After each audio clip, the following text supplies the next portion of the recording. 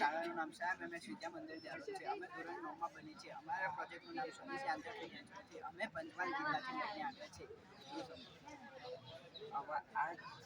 અને મેન હેતુ એ છે કે બળદ કે ટ્રેક્ટરની મદદ વગર ઓછા ખર્ચમાં નિંદણ દૂર કરી ચાષ કરી વાવેતર કરવું. આ યંત્ર ઉચ્ચાલનના સિદ્ધાંત ઉપર કાર્ય કરે છે. આને બનાવવા માટે લગતા સાધન સામગ્રી એની માટે જૂની સાયકલની ચેસીસ, ટાયર લોખંડ, ખેતનું પ્લાવ, કટર, સોલર પ્લેટ, ઓરડી, પંપ, મોટર, પંખો, બેટરી, વાયર, સર્કિટ જેવું વગેરેનું કામ લાગે છે. અને આનો ફાયદો એ છે કે બળદનો ખર્ચ નિભાવવાનો ખર્ચ બચી શકે છે અને મજૂર ખર્ચ બચી શકે છે. આગળનો ક્વેશ્ચન નિવેશ આપણા દેશમાં તમામ મુખ્યત્વે ટ્રેક્ટરથી થાય છે. તેમજ ખેતરોમાં મોટાપાયે જંતુનાશક જેથી કરીને ખેતરોમાં સતત ધુમાડો અને જંતુનાશકની અસરથી ખેતી ઉપરની ગુણવત્તા ખૂબ જ ઘટી જાય છે. જેનાથી ખેડૂતોની નિકાસ પણ ખૂબ જ ઓછી રહે છે. આપણા દેશના ખેડૂતો મધ્યમ અને ગરીબ કક્ષા આવેલા છે. તેથી તેમને ટ્રેક્ટર ખરીદવું કે ટ્રેક્ટર ભાડે લાવવું થતું નથી. અને સાથે સાથે જંતુનાશક દવાઓ ખૂબ જ મોંઘી હોય છે. આ તમામ પ્રશ્નોને દૂર કરવા માટે અમે પ્રોજેક્ટ નક્કી કર્યો છે અને આગળ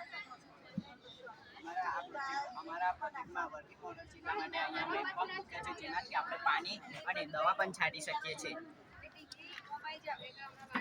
આનાથી આપણે પાણી અને દવા પણ છાંટી શકીએ છીએ, જેનાથી આપણે કોઈ પણ દૂર સુધી લઈ જવું હોય ત્યારે આપણે તેને કેરી બેગમાં પાણી અને અથવા દવા બંને એકમાં એ કરી શકીએ છીએ. અમે અહીંયા કટર પણ વાપર્યું છે. તે કટરને આપણે ગ્લાસ કટિંગ કરી શકીએ છીએ અને જે નીચેનું પ્લાવ છે તેનાથી આપણે મૂળમાંથી કાઢી શકીએ છીએ. અમારા આ પ્રોજેક્ટમાં અમે બીજું એક નવું કર્યું છે, જેનું નામ છે LDR ઇક્વિપમેન્ટ. અમારા LDR ઇક્વિપમેન્ટમાં અહીંયા અમે એક LDR લીધું છે, ટ્રાન્ઝિસ્ટર લીધું છે અને 2 રજિસ્ટર લીધે છે. આ 100 કેનો છે અને આ 1 કેનો છે.